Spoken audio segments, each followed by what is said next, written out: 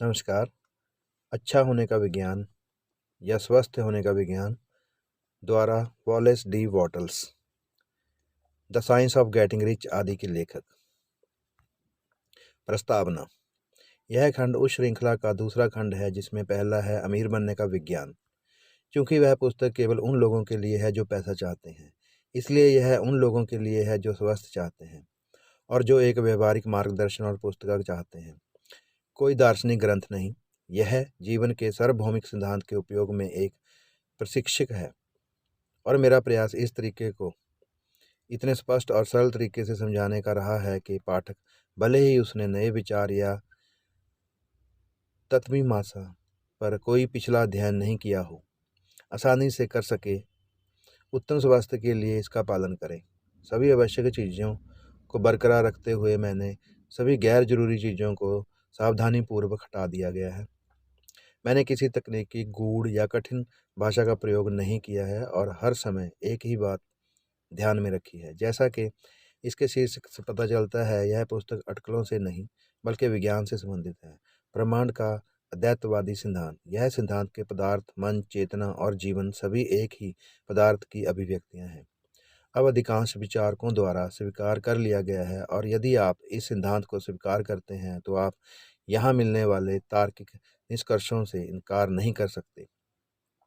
सबसे अच्छी बात यह है कि निर्धारित विचार और कार्य के तरीकों का लेखक ने अपने मामलों में और 12 वर्षों के अभ्यास के दौरान सैकड़ों अन्य लोगों के मामले में निरंतर और अचूक सफलता के साथ परीक्षण किया है। मैं स्वस्थ रहने के विज्ञान के बारे में कह सकता हूँ कि यह काम करता है और यह कि जहाँ भी इसके नियम का अनुपालन किया जाता है वहाँ यह काम करने में उतना असफल नहीं हो सकता जितना कि ज्यामिति या ज्योमेट्री का विज्ञान काम करने में असफल हो सकता है। यदि आपके शरीर के ऊतक इतने नष्ट नहीं हुए हैं कि निरंतर जीवन असंभव है, तो आप ठीक हो सकते हैं। और यदि आप एक निश्चित तरीके से सोचेंगे और कार्य करेंगे तो आप ठीक हो जाएंगे। यदि पाठक ब्रह्मांड के अद्वैतवादी सिद्धांत को पूरी तरह से समझना चाहते हैं, उन्हें हेगल और एमर्सन को पढ़ने की सलाह दी जाती है। जे ब्राउन द्वारा लिखित एक पुस्तिका द इंटरनल न्यूज़ भी पढ़ने के लिए 300 कैथकार्ट रोड, गोवन हिल, ग्लासगो, स्कॉटलैंड। कुछ ज्ञान लेखक के लेखों की एक श्रृंखला में भी पाया जा सकता है जो वर्ष 1909 के दौरान द नॉटिल्स होल के मास में सत्य क्या है शीर्षक के तहत प्रकाशित हुए थे। जो लोग स्वैच्छिक कार्यों, खाना पीना, सांस लेना और सोना के प्रदर्शन के बारे में अधिक विस्तृत जानकारी चाहते हैं, वे जीवन और उपचार का नया विज्ञान, एक महिला के पति को पत्र और खाद्य पदार्थों का रचनात्मक उपयोग पढ़ सकते हैं। डब्ल्यू डी वॉटसन की पुस्तकें, जो इस पुस्तक के प्रकाशकों से प्राप्त की जा सकती हैं, मैं होरेस फ्लेचर और एडवर्ड हुकर डेविड के लेखन की भी अनुशंसा करूंगा। यदि आप चाहें तो इन सभी को अपने विश्वास के समर्थन के रूप में पढ़ें, लेकिन मैं आपको कई अवधारणाओं का ध्यान करने की गलती करने के प्रति आगाह करना चाहता हूँ। सिद्धांतों को तोड़ना और एक ही समय में कई अलग अलग प्राणियों के हिस्सों का अभ्यास करना। यदि आप ठीक हो जाते हैं तो यह आपके संपूर्ण दिमाग को सोचने और जीने के सही तरीके पर लगाम लगाने से होगा। याद रखें कि स्वस्थ रहने का विज्ञान हर समय, हर विषय में एक पूर्ण और पर्याप्त मार्गदर्शन होने का दावा करता है। उसके द्वारा बताए गए सोचने और कार्य करने के तरीके पर ध्यान केंद्रित करें और हर विवरण में उसका पालन करें और आप ठीक हो जाएंगे। या यदि आप पहले से ही ठीक हैं तो आप ऐसे ही बने रहेंगे, यह विश्वास करते हुए कि आप तब तक आगे बढ़ते रहेंगे जब तक उत्तम स्वास्थ्य का अमूल्य आशीर्वाद आपको नहीं मिल जाता। मैं कायम हूँ। बहुत सही मायने में तुम्हारा, वॉलेस डी वॉटसन। अध्याय 1, स्वास्थ्य का सिद्धांत। स्वस्थ होने के विज्ञान के अभिव्यक्त अनुप्रयोग में, जैसा कि अमीर बनने के विज्ञान में है, शुरुआत में कुछ मूलभूत सत्यों को जानना चाहिए और बिना किसी प्रश्न के स्वीकार करना चाहिए। इनमें से कुछ सत्य हम यहाँ बता रहे हैं। कार्यों का पूर्णतः प्राकृतिक निष्पादन ही स्वास्थ्य का निर्माण करता है और कार्य का पूर्णतः प्राकृतिक निष्पादन जीवन के सिद्धांत की नेचुरल क्रिया से उत्पन्न होता है। ब्रह्मांड या यूनिवर्स में जीवन का एक सिद्धांत है। यह एक जीवित पदार्थ है जिससे सभी चीज़ें बनी हैं। यह जीवित पदार्थ ब्रह्मांड के अंतरालों में प्रवेश करता है और भरता है। यह एक बहुत ही परिष्कृत और फैलने योग्य ईथर की तरह सभी चीज़ों में और उनके माध्यम से मौजूद है। सारी जिंदगी उससे आता है। इसका जीवन ही वहाँ का सारा जीवन है। मनुष्य एक इस जीवित पदार्थ का एक रूप है और उसके भीतर स्वास्थ्य का एक सिद्धांत है। सिद्धांत शब्द का प्रयोग अर्थ स्रोत के रूप में किया जाता है। मनुष्य में स्वास्थ्य का सिद्धांत जब पूर्ण रचनात्मक गतिविधि में होता है तो उसके जीवन के सभी स्वैच्छिक कार्यों को पूरी तरह से निष्पादित करता है। यह मनुष्य में स्वास्थ्य का सिद्धांत है जो वास्तव में सभी उपचारों का काम करता है, चाहे कोई भी प्राणी या उपचार नियोजित किया गया हो, और स्वास्थ्य के इस सिद्धांत को एक निश्चित तरीके से सोचकर रचनात्मक गतिविधि में लाया जा सकता है। अब मैं इस अंतिम कथन को सिद्ध करने के लिए आगे बढ़ता हूँ। हम सभी जानते हैं कि उपचार कला की विभिन्न शाखाओं में प्रयुक्त विभिन्न और अक्सर विपरीत तरीकों से इलाज किया जाता है। एलोपैथ जो प्रति विष की तीव्र खुराक देता है, अपने रोगी को ठीक कर देता है, और होम्योपैथ जो जहर के समान ही कम खुराक देता है, बीमारी का इलाज भी करता है। यदि एलोपैथी ने कभी किसी बीमारी को ठीक किया है तो यह निश्चित है कि होम्योपैथी ने कभी भी उस बीमारी को ठीक नहीं किया है। और यदि होम्योपैथी ने कभी किसी बीमारी को ठीक किया है तो एलोपैथी ने संभवतः उस बीमारी को ठीक नहीं कर सकती है। दोनों प्रणालियां सिद्धांत और व्यवहार में बिल्कुल विपरीत हैं और उल्ट हैं, और फिर भी दोनों अधिकांश बीमारियों का इलाज करते हैं। और यहाँ तक कि किसी एक स्कूल में चिकित्सकों द्वारा उपयोग किए जाने वाले उपचार भी एक जैसे नहीं होते हैं। आधा दर्जन डॉक्टरों के पास बदहजमी का मामला लेकर जाएं और उनके नुस्खों की तुलना करें। इस बात की अधिक संभावना है कि उनमें से किसी एक का कोई भी तत्व दूसरे में नहीं होगा। क्या मैं यह निष्कर्ष नहीं निकालना चाहिए कि उनके मरीज अपने भीतर स्वास्थ्य के सिद्धांत से ठीक होते हैं, ना कि विभिन्न उपचारों में से किसी चीज़ से? इतना ही नहीं, बल्कि हम पाते हैं कि वही बीमारियां ऑस्टियोपैथ द्वारा रीढ़ की हड्डी में हेरफेर से ठीक हो जाती हैं। आस्था उपचारक द्वारा प्रार्थना के साथ, खाद्य वैज्ञानिक द्वारा किराया बिल के साथ, ईसाई वैज्ञानिक द्वारा एक तैयार पंथ राज्य के साथ, मानसिक वैज्ञानिक द्वारा पुष्टि के साथ, और स्वच्छताविदों द्वारा जीवन जीने की अलग अलग योजनाओं के साथ। इन सभी तथ्यों के सामने हम किस निष्कर्ष पर पहुंच सकते हैं, सिवाय इसके कि स्वास्थ्य का एक सिद्धांत है जो सभी लोगों में समान है और जो वास्तव में सभी उपचारों को पूरा करता है। और यह है कि सभी प्रणालियों में कुछ ऐसा है जो अनुकूल परिस्थितियों में स्वास्थ्य के सिद्धांत को क्रियान्वित करने के लिए प्रेरित करता है, अर्थात दवाएं, जोड़ तोड़, प्रार्थनाएं, किराए के बिल, प्रतिज्ञान और स्वच्छता संबंधी प्रथाएं तब ठीक हो जाती हैं जब वे स्वास्थ्य के सिद्धांत को सक्रिय करते हैं, और जब भी वे इसे सक्रिय नहीं बनाते तब असफल हो जाते हैं। क्या यह सब यह नहीं दर्शाता है कि परिणाम नुस्खे में दी गई सामग्री के बजाय रोगों के उपाय के बारे में सोचने के तरीके पर निर्भर करता है? एक पुरानी कहानी है जो इस मुद्दे पर इतना अच्छा चित्रण प्रस्तुत करती है कि मैं इसे यहाँ दूंगा। ऐसा कहा जाता है कि मध्य युग में एक संत की हड्डियाँ मठों में से एक में रखे गए उपचार के चमत्कार कर रहे थे। कुछ दिनों में पीड़ितों की एक बड़ी भीड़ अवशेषों को छूने के लिए इकट्ठा होती थी, और ऐसा करने वाले सभी लोग ठीक हो जाते थे। इनमें से एक अवसर की पूर्व संध्या पर कुछ अपवित्र दुष्टों ने उस मामले तक पहुंच प्राप्त की जिसमें चमत्कारी अवशेष रखे गए थे और हड्डियों को चुरा लिया गया। और सुबह में द्वार पर इंतजार कर रहे पीड़ितों की सामान्य भीड़ के साथ पिताओं ने खुद को चमत्कार कार्य करने वाली शक्ति के स्रोत से वंचित पाया। उन्होंने मामले को शांत रखने के का निश्चित किया, यह आशा करते हुए कि ऐसा करने से वे चोर को ढूंढ लेंगे और अपना खजाना वापस पा लेंगे। और कॉन्वेंट के तहखाने में जाकर उन्होंने एक हत्यारे की हड्डियां खोदी, जिन्हें कई साल पहले वहां दफनाया गया था।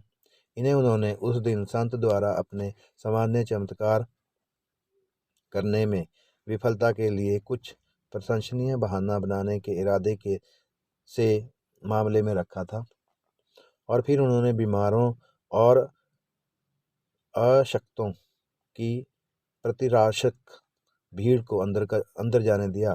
तीव्र आश्चर्य के लिए गुप्त लोगों का उल्लेख दुष्ट की हड्डियां संत की हड्डियों की तरह ही प्रभावशाली साबित हुई और उपचार पहले की तरह चलता रहा। ऐसा कहा जाता है कि पिताओं में से एक ने घटना का इतिहास छोड़ा था,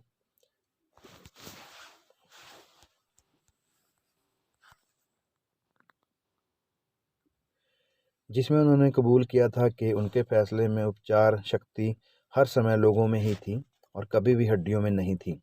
कहानी सच है या नहीं?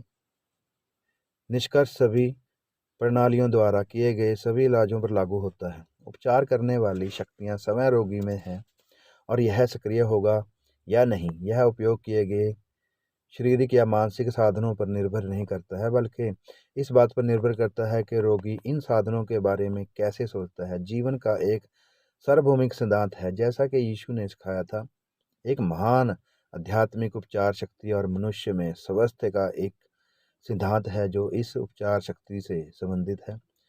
यह सुप्त, यह सक्रिय होता है मनुष्य के सोचने के तरीके के अनुसार। वह हमेशा एक निश्चित तरीके से सोचकर इसे क्रियान्वित कर सकता है। आपका स्वस्थ होना किसी व्यवस्था को अपनाने या कोई उपाय ढूंढने पर निर्भर नहीं करता है। आपकी सामान्य बीमारियों वाले लोग सभी प्रणालियों और सभी उपचारों से ठीक हो गए हैं। यह जलवायु पर निर्भर नहीं है।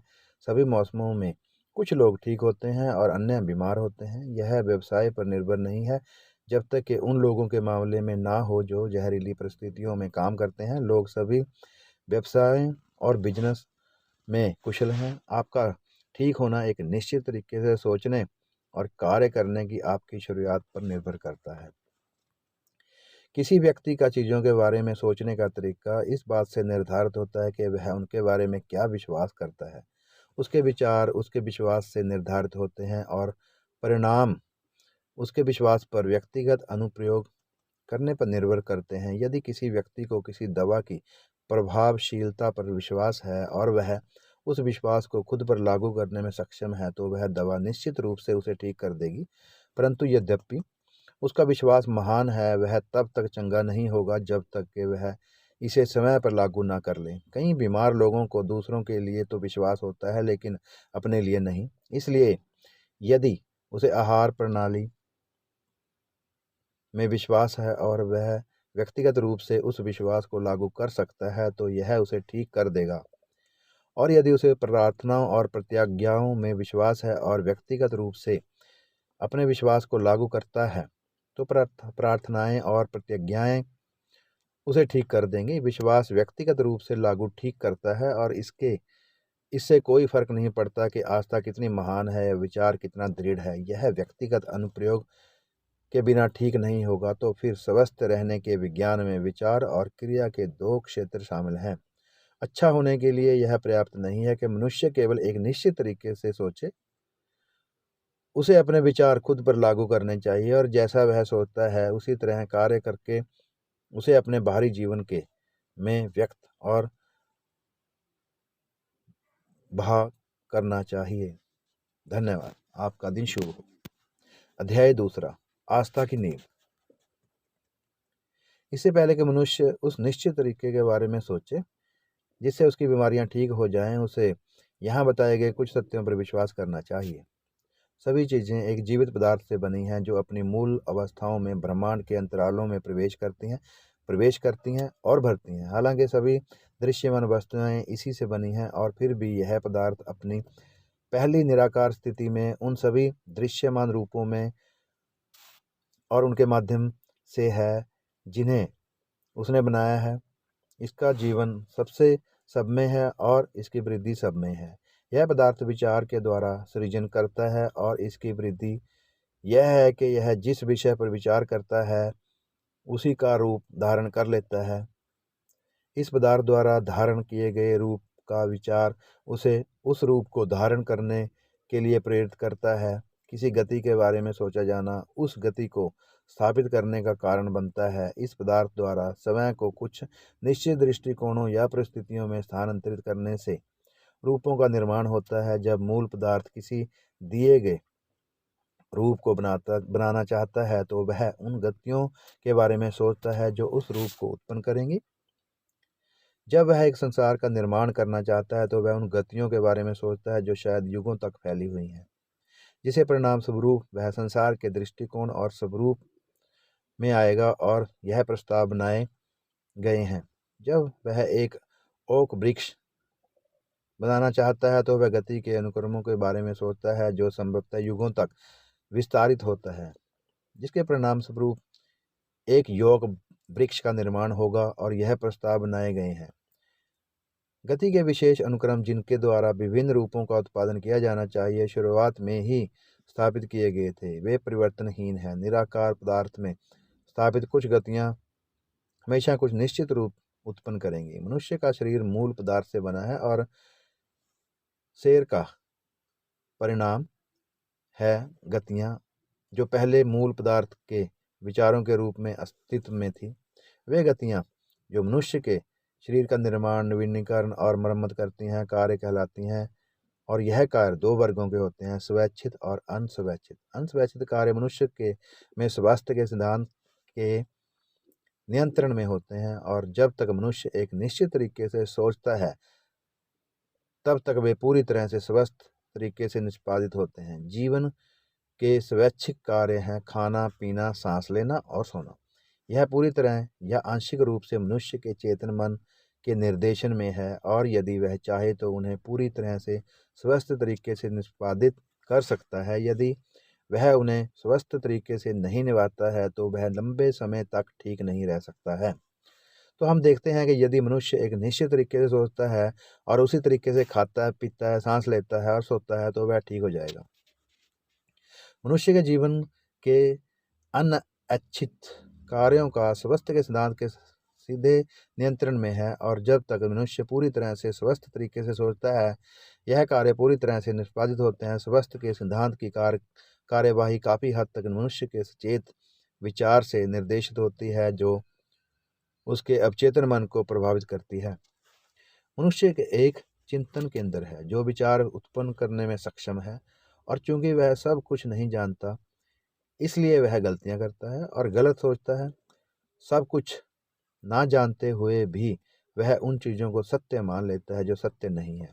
मनुष्य अपने विचार में रोगग्रस्त है और असामान्य कार्यप्रणाली और स्थितियों का विचार रखता है और इस प्रकार स्वास्थ्य के सिद्धांत की क्रिया को विकृत कर देता है जिससे उसके अपने शरीर के भीतर रोगग्रस्त और असामान्य कार्यप्रणाली और स्थितियां पैदा हो जाती हैं। मूल पदार्थ में केवल पूर्ण गति के विचार ही होते हैं। उत्तम और स्वस्थ कार्य संपूर्ण ज्ञान भगवान कभी बीमारी या अपूर्णता के बारे में नहीं सोचते, लेकिन अनगिनत युगों से मनुष्य बीमारी, असामान्यता, बुढ़ापे और मृत्यु के बारे में सोचते रहे हैं और उससे उत्पन्न विकृत कार्यप्रणाली में विचार जाति की विरासत का हिस्सा बन गए हैं। हमारे पूर्वजों ने कई पीढ़ियों से मानव स्वरूप और कार्यप्रणाली से के संबंध में अपूर्ण विचार रखे हैं और हम जीवन की शुरुआत अपूर्णता और बीमारी के जातीय अवचेतन प्रभावों के साथ करते हैं। यह प्राकृतिक नहीं है, यह प्रकृति की योजना का हिस्सा नहीं है। प्रकृति का उद्देश्य जीवन की पूर्णता के अलावा और कुछ नहीं हो सकता। यह हम जीवन की प्रकृति से ही देखते हैं। अधिक उत्तम जीवन की ओर लगातार आगे बढ़ना जीवन का स्वास्थ्य है। उन्नति जीवन जीने के कार्य का अपरिहार्य परिणाम है। वृद्धि सदैव सक्रिय जीवन का परिणाम होती है। जो भी जीवित है उसे अधिक से अधिक जीना चाहिए। अन्न भंडार में पड़े बीज में जीवन है, लेकिन वह जीवित नहीं है। इसे मिट्टी में डालें और यह सक्रिय हो जाता है और तुरंत आसपास के पदार्थ से खुद को इकट्ठा करना शुरू कर देता है और एक पौधे का रूप बनता है या बनाता है। इससे इतनी वृद्धि होगी कि एक बीज शीर्ष का उत्पादन होगा, जिसमें 30 होंगे, 60 या 100 बीज। प्रत्येक में पहले जितना जीवन होता है। जीने से जीवन बढ़ता है। जीवन बढ़े बिना नहीं रह सकता और जीवन का मूल आवेग जीना है। इस मौलिक आवेग की प्रतिक्रिया में ही मूल पदार्थ कार्य करता है और सृजन करता है। भगवान को जीवित रहना चाहिए और वह सृजन और वृद्धि को छोड़कर जीवित नहीं रह सकता। बहुगुणित रूपों में वह और अधिक जीने की ओर अग्रसर है।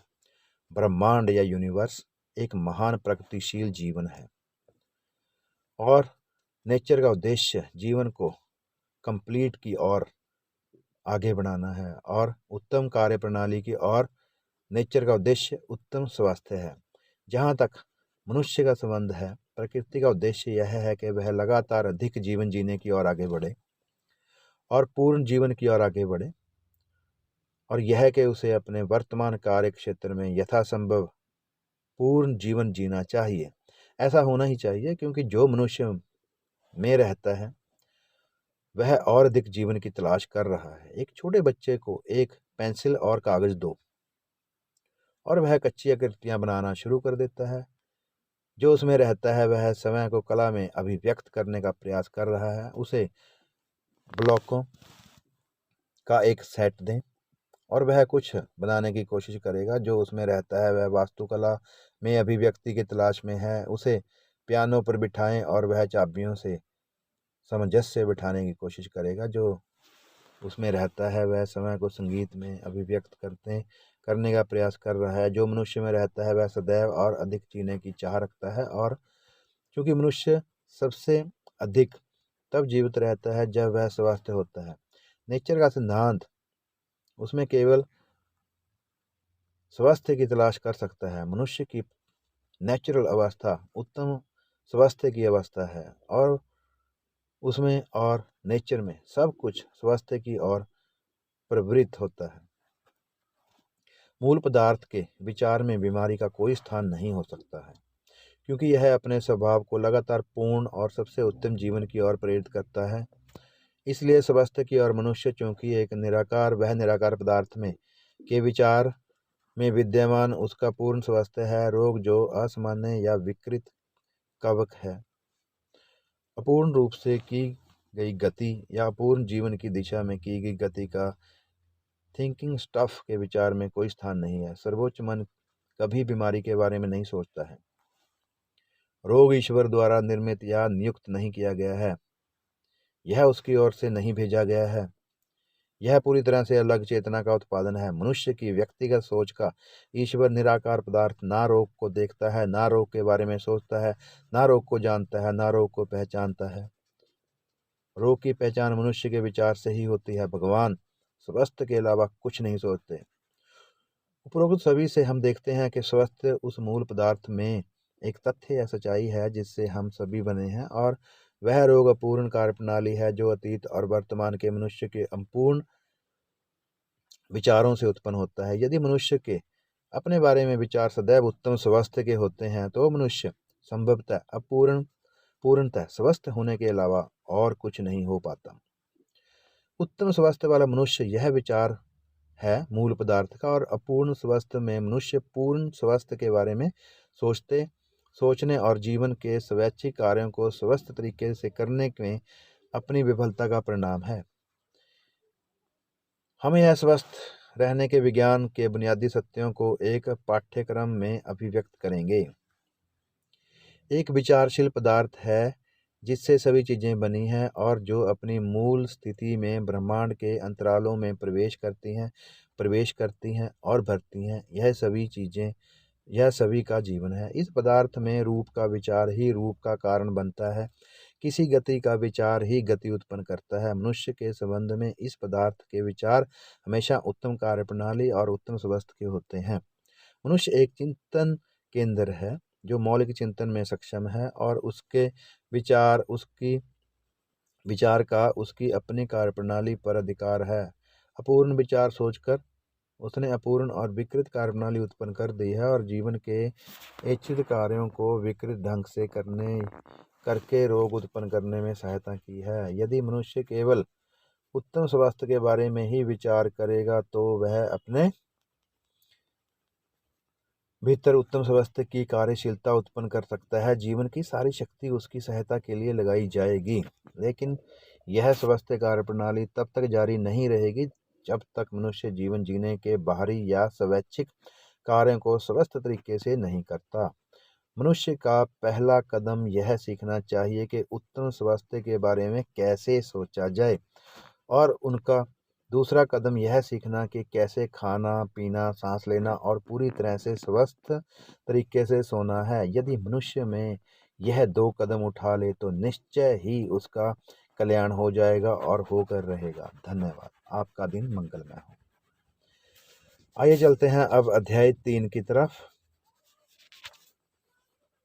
जिसका नाम है जीवन और उसके जीव। धन्यवाद। आपका दिन मंगलमय हो। अध्याय 3, जीवन और उसके जीव। मानव शरीर एक ऊर्जा का स्थायी स्थान है जो घिसने पर उसे नवीनीकृत कर देता है और अपशिष्ट या जहरीले पदार्थ को खत्म करता है, और जो टूटने या घायल होने पर शरीर की मरम्मत करता है। इस ऊर्जा को हम जीवन कहते हैं। जीवन शरीर के भीतर उत्पन्न या उत्पादित नहीं होता है, यह शरीर का निर्माण करता है। जो बीज वर्षों से भंडार में रखा हुआ है वह मिट्टी में बोने पर उगेगा। यह एक पौधा तैयार करेगा, लेकिन पौधे में जीवन उसके बढ़ने से उत्पन्न नहीं होता। यह वह जीवन है जो पौधे को विकसित करता है। कार्य का निष्पादन जीवन का कारण नहीं बनता, यह जीवन ही है जो कार्य करने का कारण बनता है। जीवन पहले है, बाद में कार्य करें। यह जीवन ही है जो जैविक को अलग करता है अकार्बनिक पदार्थ से, लेकिन यह पदार्थ के संगठन के बाद उत्पन्न नहीं होता है। जीवन वह सिद्धांत या शक्ति है जो संगठन का कारण बनता है या जीवों का निर्माण करता है। यह मूल पदार्थ में निहित एक सिद्धांत या शक्ति है। सारा जीवन एक है।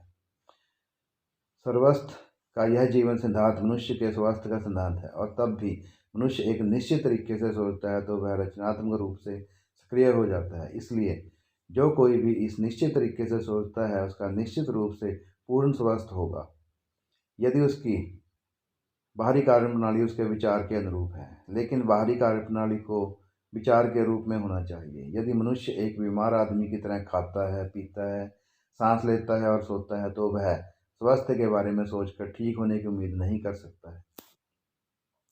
तो सार्वभौमिक जीवन सिद्धांत मनुष्य के स्वास्थ्य का सिद्धांत है।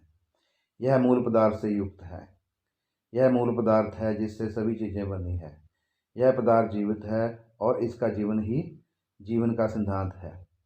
इस पदार्थ ने समय से जैविक जीवन के सभी कार्यों का निर्माण किया है, उन पर विचार करके या उन गतियों और कार्यों पर विचार करके जो उन्हें उत्पन्न करते हैं।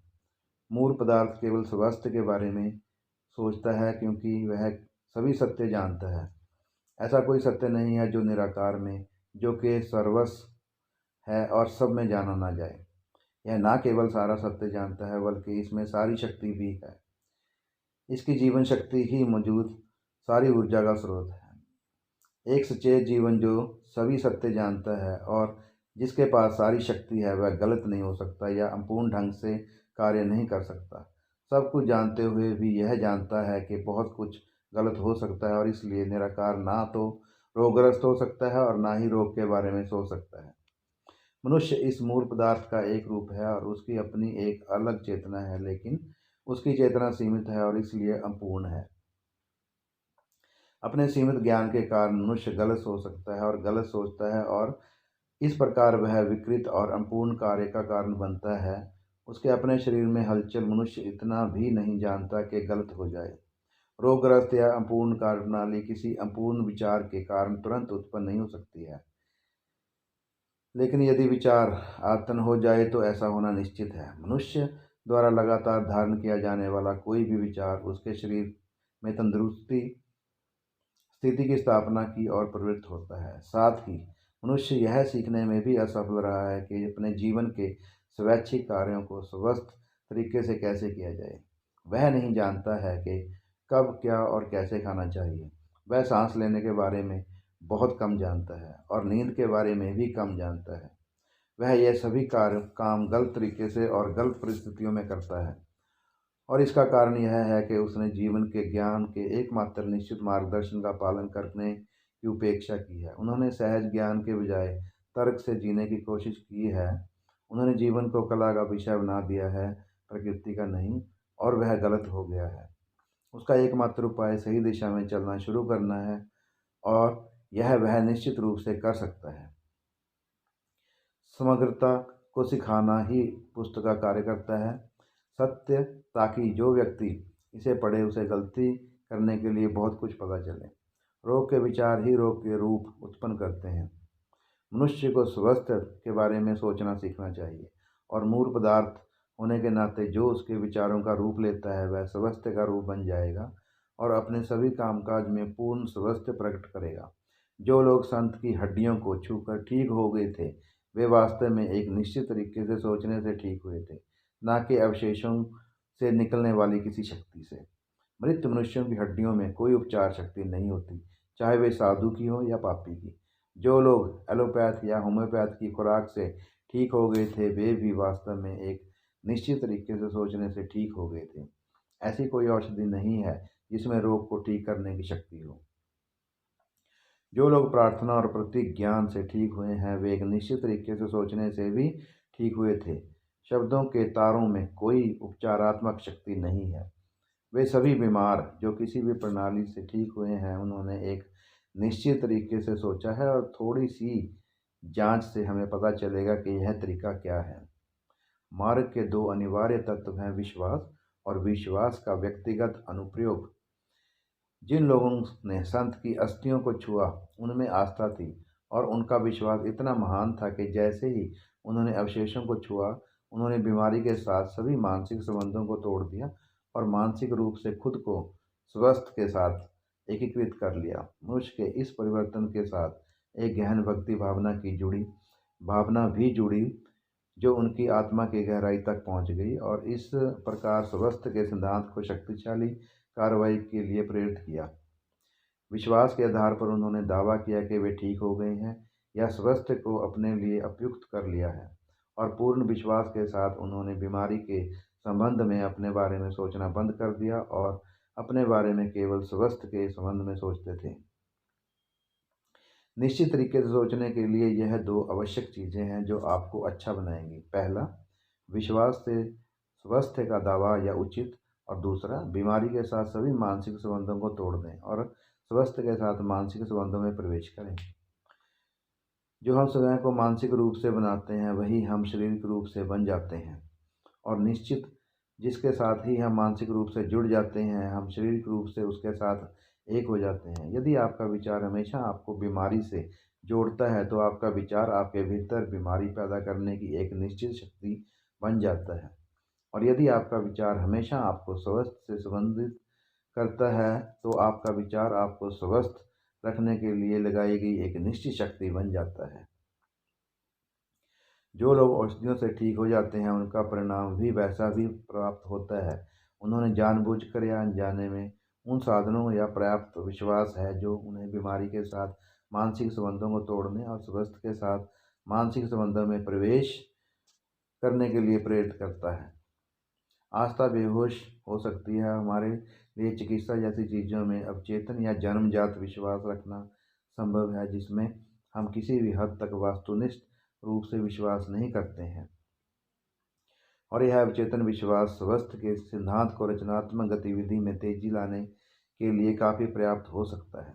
बहुत से लोग जिनके पास थोड़ा सचेत विश्वास है, वे इस तरह से ठीक हो जाते हैं, जबकि अन्य लोग जो साधनों में बहुत विश्वास रखते हैं, वे ठीक नहीं हो पाते, क्योंकि वे समय पर इसका व्यक्तिगत अनुप्रयोग नहीं करते हैं। उनका विश्वास सामान्य है, लेकिन उनके अपने मामले के लिए विशिष्ट नहीं है। स्वस्थ रहने के विज्ञान में हमारे पास विचार करने के लिए दो मुख्य बिंदु हैं। पहला, विश्वास के साथ कैसे सोचें, और दूसरा, इस विचार को अपने ऊपर कैसे लागू करें कि स्वास्थ्य के सिद्धांत को रचनात्मक गतिविधि में तेजी से लाया जा सके। हम क्या सोचना है, यह सीखकर शुरुआत करते हैं। धन्यवाद। आपका दिन मंगलमय हो। आइए चलते हैं अब अध्याय 4 की ओर, जिसका शीर्षक है क्या सोचें। बीमारी के साथ सभी मानसिक संबंधों को तोड़ने के लिए आपको स्वस्थ के साथ मानसिक संबंधों में प्रवेश करना होगा। इस प्रक्रिया को नकारात्मक नहीं बल्कि सकारात्मक बनाना होगा, धारणा का, अस्वीकृति का नहीं। आपको बीमारी को अस्वीकार करने और अस्वीकार करने के बजाय स्वस्थ प्राप्त करना या उचित करना है। बीमारी को नकारने से कुछ हासिल नहीं होता। शैतान को बाहर निकालने और घर को खाली छोड़ने से कोई फायदा नहीं होगा, क्योंकि वह वर्तमान में अपने से भी बुरे लोगों के साथ लौटेगा। जब आप स्वस्थ के साथ पूर्ण और निरंतर मानसिक संबंध में प्रवेश करते हैं तो आपको अनिवार्य रूप से बीमारी के साथ सभी संबंध प्राप्त कर देने चाहिए। स्वस्थ रहने के विज्ञान में पहला कदम स्वस्थ के साथ पूर्ण विचार संबंध में प्रवेश करना है। ऐसा करने का सबसे अच्छा तरीका एक फॉर्म बनाना है। मानसिक रूप से स्वस्थ होने की छवि या चित्र, पूर्ण रूप से मजबूत या स्वस्थ शरीर की कल्पना करना और इस छवि का पर विचार करने में पर्याप्त समय व्यतीत करें ताकि इसे अपने बारे में अपना सामान्य विचार बना सकें। यह उतना आसान नहीं है जितना लगता है। इसके लिए ध्यान के लिए पर्याप्त समय की आवश्यकता होती है और सभी व्यक्तियों में इमेजिंग क्षमता इतनी अच्छी तरह से विकसित नहीं होती है कि वे एक आदर्श या आदर्श शरीर में खुद की एक अलग मानसिक तस्वीर बना सकें। जैसा कि अमीर बनने का विज्ञान में कहा गया है, उन चीज़ों की मानसिक छवि बनाना बहुत आसान है जिन्हें कोई पाना चाहता है, क्योंकि हमने उन चीज़ों को या उनके समकक्षों को देखा है और जानते हैं कि वे कैसी दिखती हैं। हम उन्हें स्मृति से बहुत आसानी से चित्रित कर सकते हैं, लेकिन हमने कभी भी खुद को एक संपूर्ण शरीर में नहीं देखा है और एक स्पष्ट मानसिक छवि बनाना कठिन है। हालांकि जैसे आप बनना चाहते हैं, अपनी स्पष्ट मानसिक छवि रखना आवश्यक या आवश्यक नहीं है, केवल एक अवधारणा बनाना आवश्यक है। उत्तम स्वस्थ और समय को इससे जोड़ना। स्वस्थ की तरह अवधारणा किसी विशेष चीज़ की मानसिक तस्वीर नहीं है, यह स्वस्थ की समझ है और अपने साथ प्रयोग प्रत्येक भाग और अंग के पूर्ण कामकाज का विचार रखता है। आप समय को शारीरिक रूप से परिपूर्ण मानने का प्रयास कर सकते हैं। यह सहायता करता है और आपको अपने आप को एक पूरी तरह से मजबूत और स्वस्थ व्यक्ति के तरीके से सब कुछ करने के बारे में सोचना चाहिए। आप अपने आप को सड़क पर खड़े शरीर और तेज कदमों के साथ चलते हुए कल्पना कर सकते हैं। आप अपने आप को ऐसे व्यक्ति के रूप में कल्पना कर सकते हैं जो अपना दिन भर का काम आसानी से और अत्यधिक जोश के साथ कर रहा है, कभी थका हुआ या कमज़ोर नहीं। आप अपने मन में कल्पना कर सकते हैं कि स्वस्थ और शक्ति से भरपूर एक व्यक्ति द्वारा सभी चीज़ें कैसे की जाएंगी और आप उसी तरह से चीज़ों को करते हुए खुद को तस्वीर में केंद्रित व्यक्ति बना सकते हैं। कभी भी यह मत सोचो कि कमज़ोर या बीमार लोग किस तरह से काम करते हैं। हमेशा इस बारे में सोचो कि मजबूत लोग काम कैसे करते हैं। अपना खाली समय इस बारे में सोचने में बिताएं कि मजबूत तरीका, जब तक कि आपको इसकी इच्छा अच्छी अवधारणा ना हो जाए, और हमेशा कार्य करने में के सशक्त तरीके के संबंध में अपने बारे में सोचें। स्वस्थ की अवधारणा से मेरा यही तात्पर्य है। प्रत्येक अंग में पूर्ण कार्यप्रणाली स्थापित करने के लिए मनुष्य को शरीर रचना विज्ञान या शरीर विज्ञान का अध्ययन करने की आवश्यकता नहीं है, ताकि वह प्रत्येक अलग अंग की एक मानसिक छवि बना सके और खुद को उसे संबोधित कर सके। उसे अपने जिगर, अपनी किडनी, अपने पेट या अपने दिल का इलाज करने की जरूरत नहीं है। मनुष्य में स्वस्थ का एक सिद्धांत है जो उसे जीवन की सभी अनैच्छिक कार्य क्रियाओं पर नियंत्रण रखता है, और इस सिद्धांत से प्रभावित होकर उत्तम स्वास्थ्य का विचार प्रत्येक अंग और अंग तक पहुँचेगा। मनुष्य का जिगर अकृत सिद्धांत द्वारा, उसका पेट पाचन सिद्धांत द्वारा इत्यादि द्वारा नियंत्रित नहीं होता है। स्वास्थ्य का सिद्धांत एक है। आप शरीर विज्ञान के विस्तृत अध्ययन में जितना कम जाएंगे, आपके लिए उतना ही बेहतर होगा। इस विज्ञान के बारे में हमारा ज्ञान बहुत अपूर्ण है और अपूर्ण विचार की ओर ले जाता है।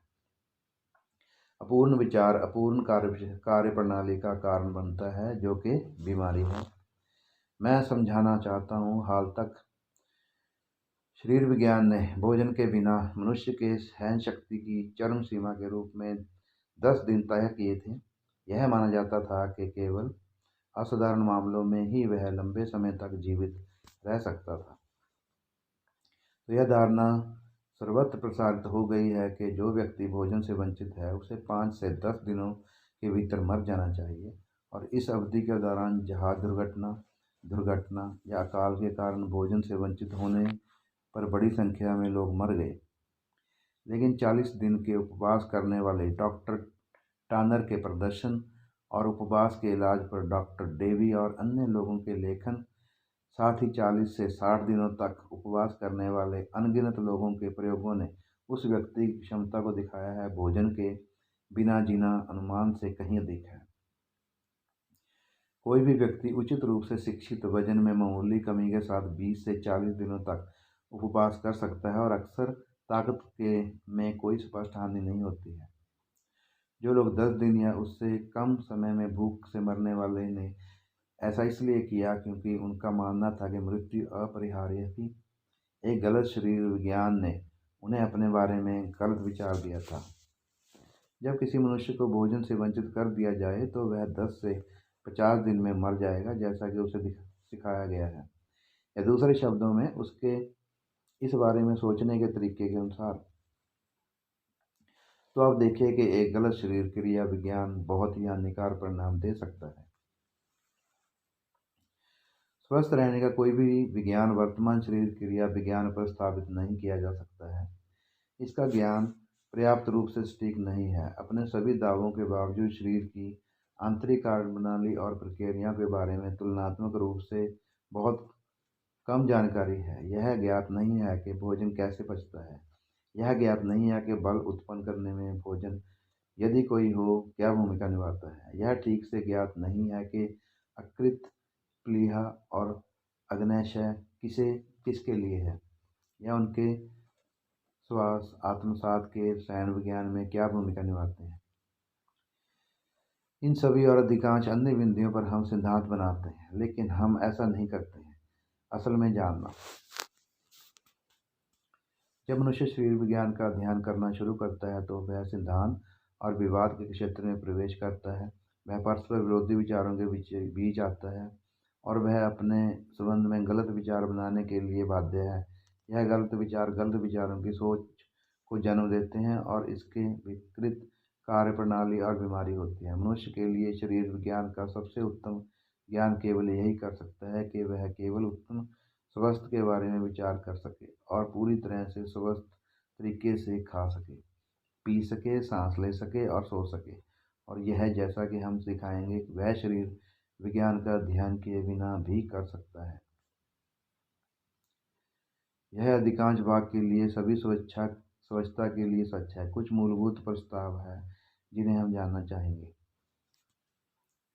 और इन्हें बाद में अध्यायों में समझाया जाएगा, लेकिन इन प्रस्तावों में अलग शरीर विज्ञान और स्वच्छता को नज़रअंदाज करें। वे आपके दिमाग को पूर्ण परिस्थितियों के विचारों से भर देते हैं, और ये विचार आपके मन को उत्पन्न करेंगे आपके अपने शरीर में उत्पन्न स्थितियाँ। यदि आपको स्वास्थ्य के अलावा कुछ भी नहीं सोचना है तो आप किसी भी विज्ञान का अध्ययन नहीं कर सकते जो बीमारी को पहचानता है। अपनी वर्तमान स्थिति, इसके कारणों या संबंधित परिणामों के बारे में सभी जांच छोड़ दें और स्वास्थ्य की अवधारणा बनाने में के काम में लग जाएं। स्वास्थ्य और स्वास्थ्य की संभावनाओं के बारे में सोचें, उस कार्य के बारे में जो किया जा सकता है, और उन सुखों के बारे में जिनका आनंद उत्तम स्वास्थ्य की स्थिति में लिया जा सकता है। फिर इस अवधारणा को अपने बारे में सोचने में अपना मार्गदर्शन बनाएं। अपने बारे में किसी भी ऐसे विचार को एक पल के लिए स्वीकार करने से इनकार कर दें जो इसके अनुरूप नहीं है। जब बीमारी या पूर्ण कामकाज का कोई भी विचार आपके दिमाग में आता है तो उस विचार को तुरंत बाहर निकाल दें जो स्वास्थ्य की अवधारणा के अनुरूप हो।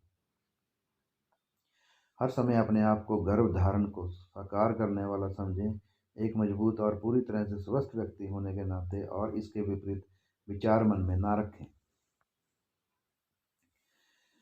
जान लें कि जब आप इस अवधारणा के साथ एकता में अपने बारे में सोचते हैं तो मूल पदार्थ जो आपके शरीर के ऊतकों में प्रवेश करता है और भरता है वह विचार के अनुसार आकार ले रहा है। और जान लें कि यह बुद्धिमान पदार्थ या दिमाग की सामग्री इस तरह से कार्य करने का कारण बनेगी कि आपका शरीर पूरी तरह से स्वस्थ कोशिकाओं के साथ फिर से निर्मित हो जाएगा। वह बुद्धिमान पदार्थ जिससे सभी चीज़ें बनी हैं सभी चीज़ों में व्यक्त और प्रवेश करता है, और इसलिए यह आपके शरीर के अंदर और उसके माध्यम से होता है। वह अपने विचार के अनुसार चलता है, और इसलिए यदि आप केवल पूरी तरह से स्वस्थ कार्य के बारे में विचार रखते हैं तो यह आपके भीतर पूरी तरह से स्वस्थ कार्य की गतिविधियों का कारण बनेगा। अपने संबंध में उत्तम स्वस्थ के विचार पर दृढ़ता से कार्य कायम रहें। अपने आप को किसी अन्य तरीके से सोचने की अनुमति ना दें। इस विचार को पूर्ण विश्वास के साथ धारण करें कि यह तथ्य है, सत्य है। जहाँ तक आपके मानसिक शरीर का संबंध है, यह सत्य है। आपके पास दिमाग है, शरीर है, और भौतिक शरीर मन शरीर वैसे भी आकार लेता है जैसे आप अपने बारे में सोचते हैं, और कोई भी विचार जिसे आप लगातार धारण करते हैं वह भौतिक शरीर के उसकी छवि में परिवर्तन से दृश्यमान हो जाता है। मन शरीर में पूर्ण कार्यप्रणाली के विचार को लागू करने और उचित समय में भौतिक शरीर में पूर्ण कार्यप्रणाली उत्पन्न होगी। भौतिक शरीर का मन शरीर द्वारा धारण किए गए आदर्श की छवि में परिवर्तन तुरंत पूरा नहीं होता है। हम अपने भौतिक शरीरों को इच्छानुसार रूपांतरित नहीं कर सकते, जैसा कि यीशु ने किया था। रूपों के निर्माण और पुनर्निर्माण में पदार्थ अपने द्वारा स्थापित विकास की निश्चित रेखाओं के साथ चलता है, और उस पर स्वस्थ विचार की छाप स्वस्थ शरीर को कोशिकाओं द्वारा कोशिका निर्मित करने का कारण बनती है। केवल उत्तम स्वास्थ्य के बारे में विचार रखने के में अंततः उत्तम कार्यप्रणाली बनेगी, और सही कार्यकलाप उचित समय में एक पूर्ण स्वस्थ शरीर का निर्माण करेगा। इस अध्याय को एक पाठ्यक्रम में संक्षिप्त करना भी अच्छा हो सकता है।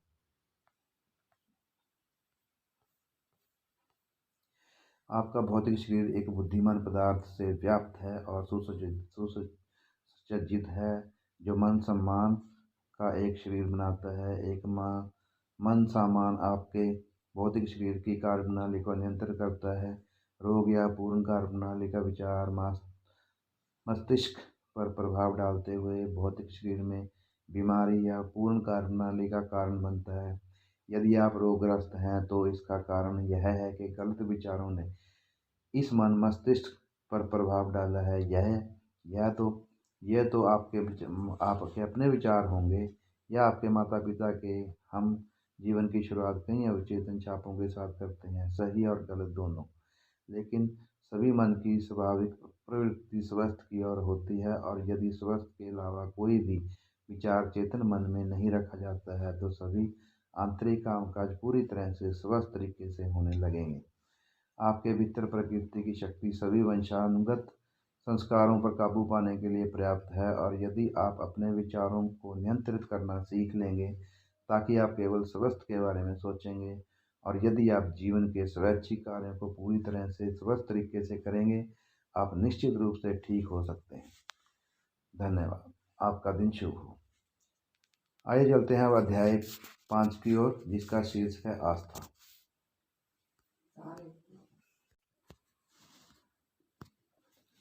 अध्याय 5 आस्था।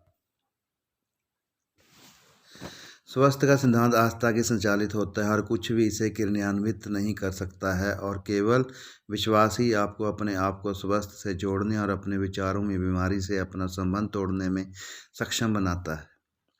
जब तक आपको स्वास्थ्य पर विश्वास नहीं होगा तब तक आप इस बीमारी के बारे में नहीं सोचेंगे। यदि तुम्हें विश्वास नहीं है तो तुम संदेह करोगे। यदि तुम संदेह करोगे तो तुम डरोगे, और यदि तुम डरते हो तो तुम मन में अपने आप को उसी से जोड़ोगे जिससे तुम डरते हो। यदि आप बीमारी से डरते हो तो आप बीमारी के संबंध में अपने बारे में सोचेंगे, और वह आपके भीतर रोग के रूप में गति से उत्पन्न करेगा। जिस प्रकार मूल पदार्थ समय के अपने विचारों के रूप बनाता है, उसी प्रकार मन शरीर और मूल पदार्थ है आप जो भी सोचते हैं उसका रूप और गति ले लेता है। यदि आप बीमारी से डरते हैं, बीमारी से अपनी सुरक्षा के बारे में संदेह रखते हैं, या यदि आप बीमारी के बारे में सोचते भी हैं तो आप खुद को इसके साथ जोड़ लेंगे और अपने भीतर इसके रूपों और गतियों को पैदा कर लेंगे। मुझे इस बिंदु पर थोड़ा विस्तार करने दीजिए। किसी विचार की सामर्थ्य या रचनात्मक शक्ति उसमें मौजूद विश्वास से मिलती है। जिन विचारों में विश्वास नहीं होता वे कोई आकार नहीं बनाते। निराकार पदार्थ जो सभी सत्य जानता है और इसलिए केवल सत्य सोचता है, प्रत्येक विचार में पूर्ण विश्वास रखता है, क्योंकि वह केवल सत्य सोचता है और इस प्रकार इसके सभी विचार निर्मित होते हैं।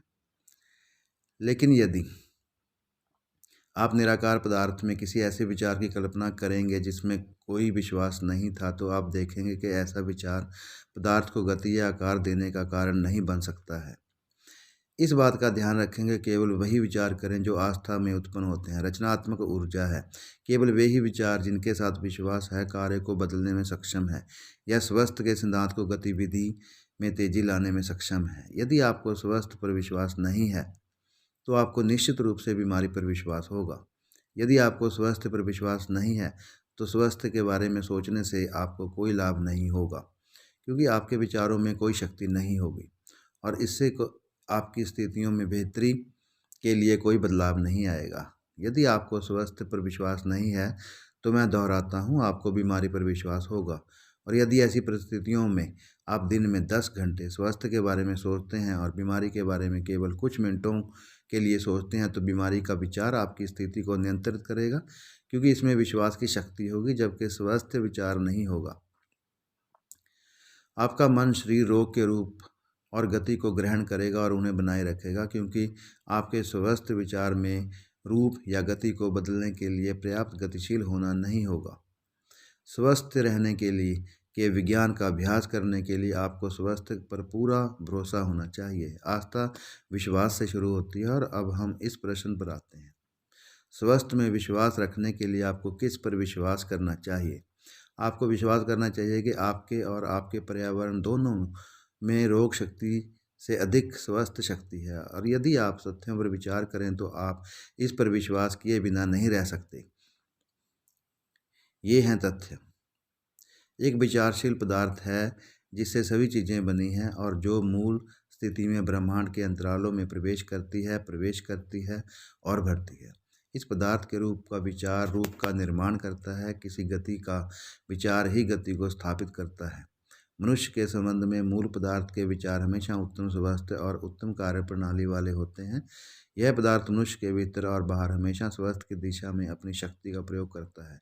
मनुष्य एक चिंतन केंद्र है जो मौलिक चिंतन में सक्षम है। उसके पास एक मन शरीर है और भौतिक शरीर में व्याप्त मूल पदार्थ का है, और उसके भौतिक शरीर की कार्य प्रणाली उसके मन शरीर के विश्वास से निर्धारित होती है। यदि मनुष्य स्वास्थ्य के कामकाज के बारे में विश्वास के साथ सोचता है तो वह अपने आंतरिक कार्यों को स्वस्थ तरीके से निष्पादित करेगा, बशर्ते कि वह बाहरी कार्यों को उसी तरीके से करे। यदि मनुष्य विश्वास के साथ बीमारी के बारे में या बीमारी की शक्ति के बारे में सोचता है तो वह अपनी आंतरिक कार्य प्रणाली को बीमारी की कार्य प्रणाली बना देगा। मूल बुद्धिमान पदार्थ मनुष्य में है जो स्वस्थ की ओर बढ़ रहा है, और यह उस पर हर तरफ से दबाव डाल रहा है। मनुष्य स्वस्थ शक्ति को के असीमित सागर में रहता है, चलता फिरता है और उसका अस्तित्व है, और वह इस शक्ति का उपयोग अपने विश्वास के अनुसार करता है। यदि वह इसे अपना लेता है और अपने ऊपर लागू कर लेता है तो यह सब उसका है, और यदि वह निर्विवाद विश्वास द्वारा स्वयं को इसके साथ एकीकृत कर लेता है तो वह स्वस्थ प्राप्त करने में असफल नहीं हो सकता, क्योंकि इस पदार्थ की शक्ति ही सारी शक्ति है। उपरोक्त कथनों में विश्वास स्वास्थ्य में विश्वास की नींव है। यदि आप उन पर विश्वास करते हैं तो आप मानते हैं कि स्वास्थ्य है मनुष्य की प्राकृतिक अवस्था और यह मनुष्य सार्वभौमिक स्वास्थ्य के बीच रहता है। प्रकृति की सारी शक्ति स्वास्थ्य के लिए है और स्वास्थ्य सभी के लिए संभव है और निश्चित रूप से सभी के द्वारा प्राप्त किया जा सकता है। आप विश्वास करेंगे कि ब्रह्मांड में स्वास्थ्य की शक्ति बीमारी से 10,000 गुना अधिक है। वास्तव में उस बीमारी में कोई शक्ति नहीं है, वह केवल विकृत विचार और विश्वास का परिणाम है। और यदि आप मानते हैं कि स्वास्थ्य आपके लिए संभव है और यह निश्चित रूप से आपको प्राप्त हो सकता है और आप जानते हैं कि इसे प्राप्त करने के लिए क्या करना है, तो आपको स्वास्थ्य में विश्वास होगा। यदि आप इस पुस्तक को ध्यान से पढ़ते हैं और इसकी शिक्षाओं पर विश्वास करने और उनका विश्वास करने का दृढ़ संकल्प करते हैं तो आपके पास यह विश्वास और ज्ञान होगा। यह केवल विश्वास का कब्जा नहीं है, बल्कि विश्वास का व्यक्तिगत अनुप्रयोग है जो उपचार का काम करता है। आपको शुरुआत में स्वास्थ्य का दावा करना चाहिए और स्वास्थ्य की एक अवधारणा बनानी चाहिए, और जहाँ तक संभव हो अपने आप को एक संपूर्ण व्यक्ति के रूप में देखना चाहिए, स्वस्थ व्यक्ति। और फिर विश्वास के द्वारा आपको यह दावा करना होगा कि आप इस अवधारणा को साकार कर रहे हैं। विश्वास के साथ यह दावा ना करें कि आप ठीक हो जाएंगे, विश्वास के साथ दावा करें कि आप ठीक हैं। स्वास्थ्य में विश्वास रखने और इसे समय पर लागू करने का अर्थ है विश्वास रखना कि आप स्वस्थ हैं, और इसमें पहला कदम यह दावा करना है कि यह सच है। मानसिक रूप से अच्छा रहने का दृष्टिकोण अपनाएं और ऐसा कुछ भी ना कहें या ऐसा कुछ ना करें जो इस दृष्टिकोण के विपरीत हो या उलट हो। कभी भी ऐसा कोई शब्द ना बोलें या ऐसा शारीरिक रवैया ना अपनाएं जो इस दावे से मेल ना खाता हो। मैं पूरी तरह से ठीक हूँ। जब तुम चलो तो तेज कदमों से और अपनी छाती को फैलाकर और अपने सिर को ऊपर उठाकर चलो। इस बात का ध्यान रखो कि हर समय आपके शारीरिक कार्य और व्यवहार एक स्वस्थ व्यक्ति के समान हो। जब आपको लगे कि आप फिर से कमजोरी या बीमारी की मनोवृत्ति में आ गए हैं तो तुरंत बदल लें। सीधा स्वास्थ्य और शक्ति के बारे में सोचें। विचार करने से इनकार करना अपने आप में एक पूर्णतः स्वस्थ व्यक्ति के अलावा अन्य के रूप में अपने विश्वास को लागू करने में आपको एक महान सहायता, शायद सबसे बड़ी सहायता कृतज्ञता के अभ्यास में मिलेगी। जब भी आप अपने बारे में या अपनी बढ़ती स्थिति के बारे में सोचें तो आप जिस उत्तम स्वास्थ्य का आनंद ले रहे हैं उसके लिए उस महान बुद्धिमान पदार्थ को धन्यवाद दें। याद रखें कि जैसा कि स्वीडनबॉर्ग ने सिखाया था, सर्वोच्च के जीवन का निरंतर प्रवाह होता है जो सभी निर्मित चीज़ों को उनके रूपों के अनुसार प्राप्त होता है, और मनुष्य द्वारा उसके विश्वास के अनुसार ईश्वर की ओर से स्वास्थ्य का आग्रह लगातार आप पर किया जा रहा है। और जब आप इस बारे में सोचें तो अपने मन को उसके प्रति श्रद्धापूर्वक उठाएं और धन्यवाद दें कि आपको सत्य की ओर ले जाया गया है और मन और शरीर को के पूर्ण स्वास्थ्य में लाया गया है। हर समय कृतज्ञ मन स्थिति में रहें और कृतज्ञता को अपने भाषण में स्पष्ट होने दें। कृतज्ञता आपको अपने विचार के क्षेत्र पर स्वामित्व और नियंत्रण करने में मदद करेगी। जब भी आपके सामने बीमारी का विचार आए तुरंत स्वास्थ्य का दावा करें और अपने उत्तम स्वास्थ्य के लिए ईश्वर को धन्यवाद दें। ऐसा करें कि तुम्हारे मन में बुरे विचार के लिए कोई जगह ना रहे। खराब स्वास्थ्य से किसी भी तरह से जुड़ा हर विचार अवांछित है, और आप यह दावा करके कि आप ठीक हैं और श्रद्धापूर्वक भगवान को धन्यवाद देकर कि ऐसा है अपने मन का दरवाज़ा बंद कर सकते हैं। जल्द ही पुराने विचार वापस नहीं आएंगे। कृतज्ञता का दोहरा प्रभाव होता है। यह आपके अपने विचार विश्वास को मजबूत करता है और यह आपको सर्वोच्च के साथ घनिष्ठ और सामंजस्यपूर्ण संबंधों में लाता है। आप मानते हैं कि एक बुद्धिमान पदार्थ है जिससे सारा जीवन और सारी शक्ति आती है। आप मानते हैं कि आप इस पदार्थ से अपना जीवन प्राप्त करते हैं और आप निरंतर कृतज्ञता महसूस करके स्वयं को इसके साथ निकटता से जोड़ते हैं। यह देखना आसान है कि जितना अधिक आप अपने आप को जीवन के स्रोत से जोड़ते हैं उतना ही आसानी से आप उसके जीवन प्राप्त कर सकते हैं। और यह आसान है यह भी देखना कि इससे आपका संबंध मानसिक दृष्टिकोण का विषय है। हम ईश्वर के साथ शारीरिक संबंध में नहीं आ सकते क्योंकि ईश्वर मन तत्व है और हम भी मन तत्व हैं, इसलिए उसके साथ हमारा रिश्ता मन का रिश्ता होना चाहिए। तो फिर यह स्पष्ट है जो व्यक्ति गहरी और हार्दिक कृतज्ञता महसूस करता है वह उस व्यक्ति की तुलना में ईश्वर के साथ अधिक निकट संपर्क में रहेगा जो कभी भी कृतज्ञता की दृष्टि से उसकी ओर नहीं देखता। कृतघ्न या कृतघ्न मन वास्तव में कुछ भी प्राप्त करने से इनकार करता है और इसलिए सर्वोच्च के साथ अपना संबंध तोड़ देता है। कृतज्ञ मन सदैव ईश्वर की ओर देखता है और उससे प्राप्त करने के लिए सदैव खुला रहता है और यह लगातार प्राप्त होता रहेगा। मनुष्य में स्वास्थ्य का सिद्धांत ब्रह्मांड में जीवन में के सिद्धांत से अपनी महत्वपूर्ण शक्ति प्राप्त करता है और मनुष्य स्वास्थ्य में विश्वास और प्राप्त स्वास्थ्य के प्रति कृतज्ञता के द्वारा स्वयं को जीवन के सिद्धांत से जोड़ता है। मनुष्य अपनी इच्छा से उचित उपयोग से विश्वास और कृतज्ञता दोनों विकसित कर सकता है। धन्यवाद। आपका दिन शुभ है। आइए अब चलते हैं अध्याय 6 की ओर, जिसका शीर्षक है वसीयत का उपयोग। आपका दिन शुभ हो।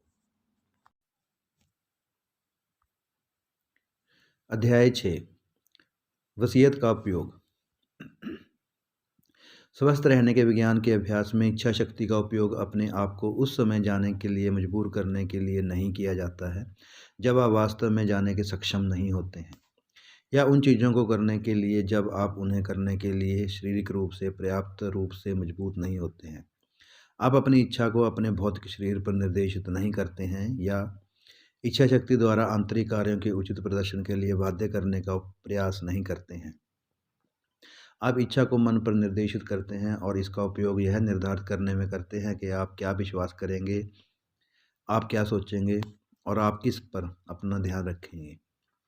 वसीयत का उपयोग कभी भी आपके बाहर के किसी व्यक्ति या वस्तु पर नहीं किया जाना चाहिए और इसका उपयोग कभी भी आपके अपने शरीर पर नहीं किया जाना चाहिए। वसीयत का एकमात्र वैध उपयोग यह निर्धारित करने में है कि आप किस पर ध्यान देंगे और क्या सोचेंगे, उन चीज़ों के बारे में जिन पर आपका ध्यान दिया जाता है। सभी विश्वास करने की इच्छा से शुरू करते हैं। आप हमेशा और तुरंत उस पर विश्वास नहीं कर सकते जिस पर आप विश्वास करना चाहते हैं, लेकिन आप हमेशा उस पर विश्वास करने की इच्छा कर सकते हैं जिस पर आप विश्वास करना चाहते हैं। आप स्वास्थ्य के बारे में सच्चाई पर विश्वास करना चाहते हैं और आप ऐसा कर सकते हैं। इस पुस्तक में आप जो कथन पढ़ रहे हैं वे स्वास्थ्य के बारे में सत्य है और आप उन पर विश्वास करना चाहेंगे। ठीक होने की दिशा में यह आपका पहला कदम होना चाहिए। ये वे कथन हैं जिन पर आपको अवश्य विश्वास करना होगा कि एक विचारशील पदार्थ है जिससे सभी चीज़ें बनी हैं और इस पदार्थ से मनुष्य को स्वास्थ्य का सिद्धांत प्राप्त होता है जो उसका जीवन है। वह मनुष्य समय विचारशील पदार्थ है, एक मन शरीर जो भौतिक शरीर में व्याप्त है, और जैसे मनुष्य के विचार होते हैं वैसे ही उसके भौतिक शरीर की कार्यप्रणाली भी होगी। कि यदि मनुष्य केवल विचार ही सोचेगा, पूर्ण स्वास्थ्य के लिए उसे अपने शरीर की आंतरिक और अनैच्छिक कार्यप्रणाली को स्वस्थ की कार्यप्रणाली बनाना चाहिए और करना चाहिए, बशर्ते कि उसकी बाहरी और स्वैच्छिक कार्यप्रणाली और रवैया उसके विचारों के अनुरूप हो। जब आप इन कथनों पर विश्वास कर लेंगे तो आपको उन पर अमल भी करना शुरू करना होगा। जब तक आप उस पर अमल नहीं करते तब तक आप किसी विश्वास को लंबे समय तक बरकरार नहीं रख सकते। जब तक आप उस पर अमल नहीं करते तब तक आप किसी विश्वास को तब तक नहीं बढ़ा सकते जब तक वह विश्वास ना बन जाए, और आप निश्चित रूप से किसी विश्वास से किसी भी तरह से लाभ प्राप्त करने की उम्मीद नहीं कर सकते जब तक आप ऐसा व्यवहार करते हैं जैसा कि विपरीत सत्य है। यदि आप एक बीमार व्यक्ति की तरह व्यवहार करते रहेंगे तो आप लंबे समय तक स्वास्थ्य पर भरोसा नहीं रख सकेंगे। यदि आप एक बीमार व्यक्ति की तरह व्यवहार करना जारी रखते हैं तो आप खुद को एक बीमार व्यक्ति के रूप में सोचने से रोक नहीं पाएंगे, और यदि आप अपने आप को एक बीमार व्यक्ति के रूप में सोचते रहेंगे तो आप एक बीमार व्यक्ति ही बने रहेंगे। बाहरी तौर पर एक अच्छे इंसान की तरह व्यवहार करने की दिशा में पहला कदम आंतरिक तौर पर एक अच्छे इंसान की तरह व्यवहार करना शुरू करना है। आप उत्तम स्वास्थ्य की आपकी अवधारणा और उत्तम स्वास्थ्य के बारे में सोचने के तरीके में तब तक शामिल हों जब तक कि इसका आपके लिए एक निश्चित अर्थ ना होने लगे। अपने आप को उन कार्यों को करने की कल्पना करें जो एक मजबूत और स्वस्थ व्यक्ति करेगा, और विश्वास रखेंगे आप उन कार्यों को उस तरीके से कर सकते हैं और करेंगे। इसे तब तक जारी रखें जब तक आपके स्वास्थ्य के बारे में स्पष्ट अवधारणा ना हो जाए और यह आपके लिए क्या मायने रखता है। जब मैं इस पुस्तक में स्वास्थ्य की अवधारणा के बारे में बात करता हूँ तो मेरा मतलब एक ऐसी अवधारणा से है जो अपने साथ एक स्वस्थ व्यक्ति के दिखने और काम करने के तरीके का विचार रखती है। स्वास्थ्य के संबंध में अपने बारे में तब तक सोचें जब तक आप यह धारणा ना बना लें कि आप पूर्ण स्वस्थ व्यक्ति के रूप में कैसे रहेंगे, दिखेंगे, कार्य करेंगे और काम करेंगे। स्वास्थ्य के संबंध में अपने बारे में तब तक सोचें जब तक आप कल्पना में यह ना सोच लें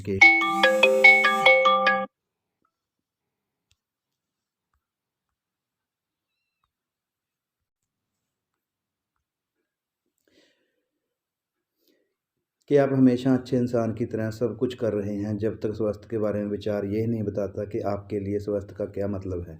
जैसा कि मैंने पिछले अध्याय में कहा है, हो सकता है कि आप सक्षम ना हो पूर्ण स्वास्थ्य के में अपनी एक स्पष्ट मानसिक छवि बनाएं, लेकिन आप एक स्वस्थ व्यक्ति की तरह व्यवहार करते हुए अपनी अवधारणा बना सकते हैं। इस धारणा का निर्माण करें और फिर केवल अपने संबंध में और जहाँ तक संभव हो दूसरों के संबंध में पूर्ण स्वास्थ्य के बारे में सोचें। जब आपके सामने बीमारी या बीमारी का विचार आए तो उसे अस्वीकार कर दें, इसे अपने मन में मत आने दो। इसका मनोरंजन ना करें या इस पर बिल्कुल भी विचार ना करें। स्वस्थ सोचकर इसे पूरा करें, यह सोचकर कि आप ठीक हैं और जो स्वस्थ आपको मिल रहा है उसके लिए सच्चे दिल से आभारी होकर। जब भी बीमारी के संकेत आप पर तेजी से आ रहे हों और आप तंग जगह पर हों, तो कृतज्ञता के अभ्यास पर वापस लौटें। अपने आप को परमात्मा से जोड़ें। ईश्वर द्वारा आपको दिए गए उत्तम स्वास्थ्य के लिए उसे धन्यवाद दें और आप जल्द ही अपने विचारों को नियंत्रित करने और जो आप सोचना चाहते हैं और सोचने में सक्षम पाएंगे। संदेह, परीक्षण और प्रलोभन के समय में का अभ्यास कृतज्ञता हमेशा एक चादर का सहारा होती है जो आपको बह जाने से रोकेगी। याद रखेंगे, सबसे बड़ी अवधारण आवश्यक बात यह है कि बीमारी के साथ सभी मानसिक संबंधों को तोड़ दिया जाए और स्वास्थ्य के साथ पूर्ण मानसिक संबंध स्थापित किया जाए। यह समस्त मानसिक उपचार की कुंजी है। यह पूरी बात है। यहाँ हम ईसाई विज्ञान की महान सफलता का रहस्य देखते हैं। अभ्यास की किसी भी अन्य तरह तैयार प्रणाली से अधिक यह इस बात पर जोर देता है कि इसके धर्मांतरित लोग बीमारी से संबंध तोड़ देंगे और खुद को पूरी तरह से स्वस्थ से जोड़ देंगे। ईसाई विज्ञान की उपचार शक्ति उसके धार्मिक सूत्र में नहीं है, ना ही उसके पदार्थ के खंडन में है, लेकिन तथ्य यह है कि यह बीमार को एक अवास्तविक चीज़ के रूप में अनदेखा करने और विश्वास द्वारा स्वस्थ को एक वास्तविकता के रूप में स्वीकार करने के लिए प्रेरित करता है। इसकी विफलता इसलिए होती है क्योंकि इसके अभ्यासी निश्चित तरीके से सोचते समय उसी तरह से नहीं खाते पीते, सांस लेते और सोते नहीं हैं जबकि इसमें कोई उपचार शक्ति नहीं है। शब्दों की पंक्तियों की पुनरावृत्ति।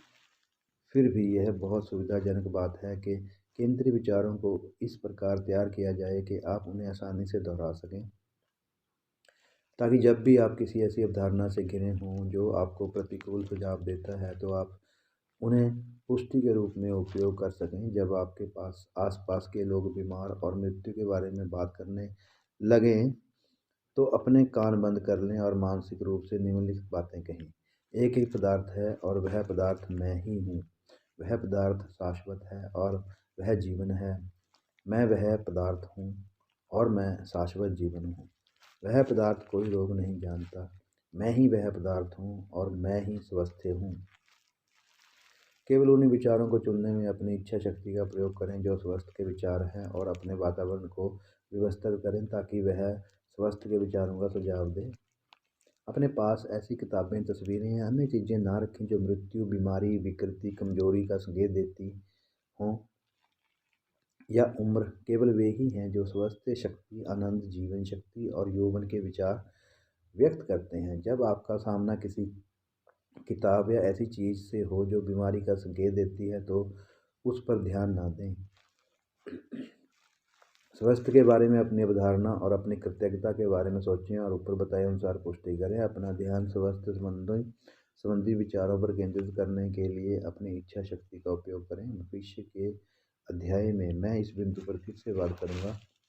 मैं यहाँ स्पष्ट करना चाहता हूँ कि आपको केवल स्वास्थ्य के बारे में सोचना चाहिए, केवल स्वास्थ्य को पहचानना चाहिए और अपना ध्यान केवल स्वास्थ्य पर देना चाहिए और आपको अपनी इच्छा शक्ति के प्रयोग से विचार, मान्यता और ध्यान को नियंत्रित करना चाहिए। अपने भीतर कार्य के स्वास्थ्य प्रदर्शन को बाध्य करने के लिए अपनी इच्छा शक्ति का उपयोग करने का प्रयास करना ना करें। यदि आप अपना ध्यान केवल स्वास्थ्य के विचारों पर देते हैं तो स्वास्थ्य का सिद्धांत इस पर ध्यान देगा।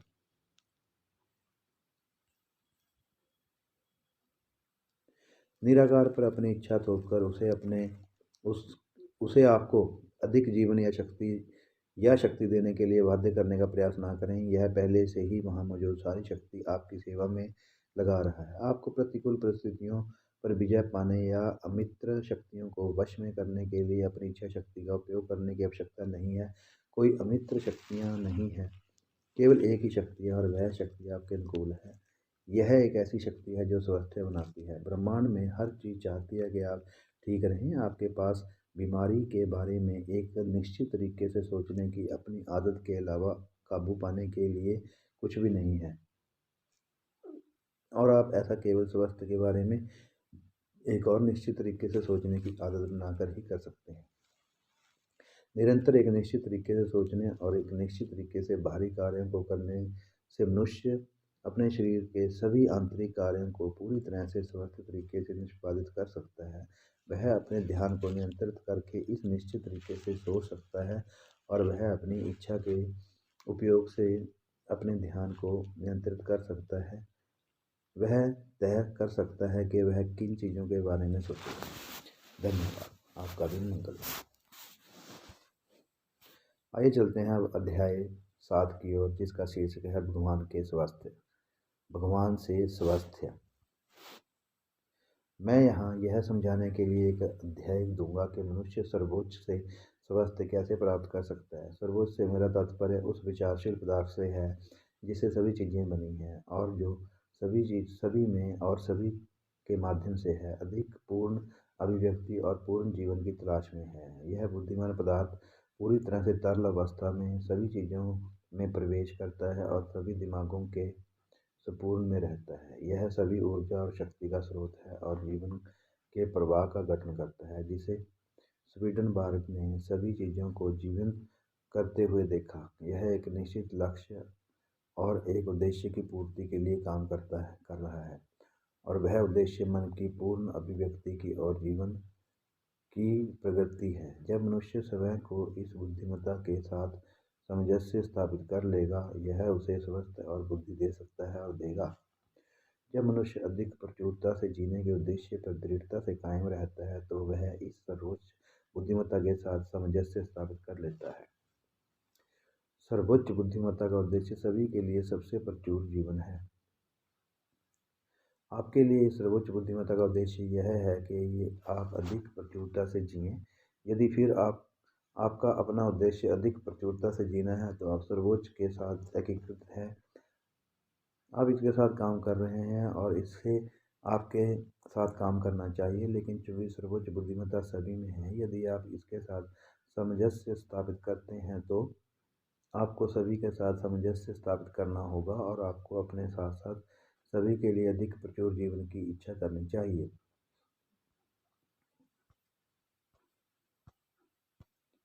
लेकिन मैं दोहराता हूँ कि चूंकि यह बुद्धिमत्ता ही सब कुछ है और सब आप प्रवेश कर सकते हैं, सभी के साथ सामंजस्य बिठाकर ही अपने ज्ञान में प्रवेश करें। यदि आपकी इच्छाओं या आपके उद्देश्य में कुछ ऐसा है जो किसी पर अत्याचार करेगा या किसी के साथ अन्याय करेगा या किसी के जीवन में कमी का कारण बनेगा, तो आप सर्वोच्च से ज्ञान प्राप्त नहीं कर सकते।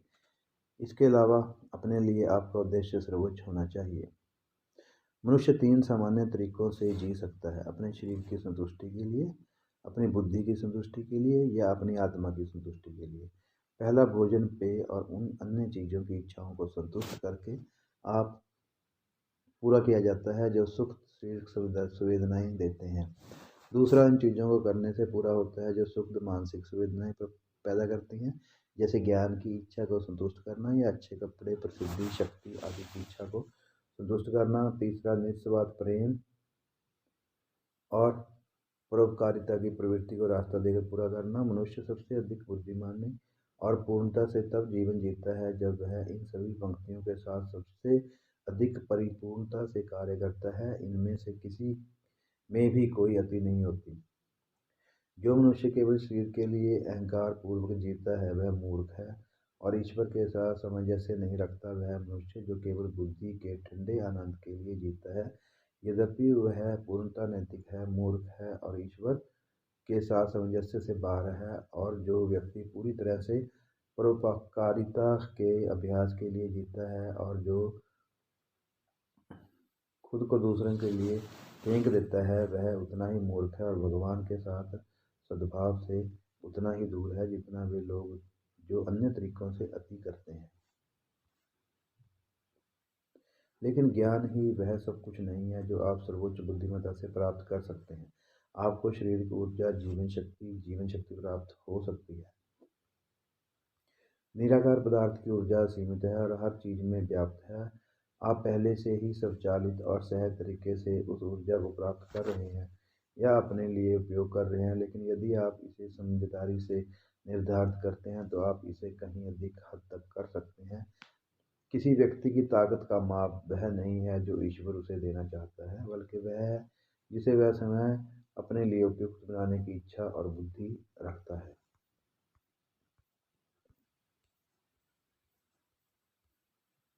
इसी प्रकार बीमार जिसे स्वास्थ्य में निर्विवाद विश्वास है, जिसका उद्देश्य उसे स्रोत के साथ सामंजस्य बिठाता है और जो जीवन के स्वैच्छिक कार्यों को एक निश्चित तरीके से करता है, उसे अपनी सभी जरूरतों के लिए पर्याप्त महत्वपूर्ण ऊर्जा प्राप्त होगी और उसकी सभी बीमारियों के इलाज के लिए ईश्वर जो मनुष्य के में पूरी तरह से जीना और खुद को अभिव्यक्त करना चाहता है, मनुष्य को वह सब कुछ देने में प्रसन्न होता है जो सबसे प्रचुर जीवन के लिए आवश्यक है। क्रिया और प्रतिक्रिया समान है, और जब आप अधिक जीने की इच्छा रखते हैं, यदि आप सर्वोच्च के साथ मानसिक सामंजस्य में हैं, तो जीवन बनाने वाली शक्तियाँ आपके बारे में और आप पर ध्यान केंद्रित करना शुरू कर देती हैं। एक जीवन आपकी ओर बढ़ना शुरू कर देता है और आपका वातावरण उससे अभिभूत हो जाता है। फिर यदि आप इसे विश्वास से उपयुक्त बनाते हैं या यह तुम्हारा है, तुम जो चाहो मांगोगे और वह तुम्हारे लिए हो जाएगा। तुम्हारा पिता अपनी आत्मा माफ कर नहीं देता, वह तुम्हें अच्छे उपहार देकर प्रसन्न होगा और होता रहेगा। धन्यवाद। आपका दिन शुभ हो। आइए चलते हैं अध्याय 8 की ओर, जिसका शीर्षक है मानसिक क्रियाओं का सारांश।